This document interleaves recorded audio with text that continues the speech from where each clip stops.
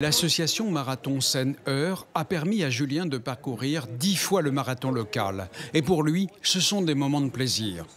J'aime bien les gens, puis je suis content de participer. Nous adaptons nos courses, nous adaptons les départs, les arrivées. Ils font les 42 km en se relayant, en étant poussés. Et à l'arrivée, bien entendu, on met à disposition des tentes, des espaces dédiés. 340 personnes pratiquent le parajudo au sein de la Ligue de Normandie. Ces enfants y sont initiés. Au jeu, ce sont les athlètes atteints de cécité qui concourent. C'est tout à fait possible, c'est tout à fait facile puisque le judo est une activité qui s'adapte absolument à tous les publics par une pratique adaptée, une pédagogie ludique qui permet l'accès au handicap mental, à l'autisme et aussi toutes sortes de handicaps physiques et sensoriels. La boccia est un sport créé pour les personnes handicapées. Pour la pratiquer, Quentin a besoin d'un matériel tenant compte de son handicap. Il a quasiment aucune mobilité et pour autant il fait du sport, il pratique un sport.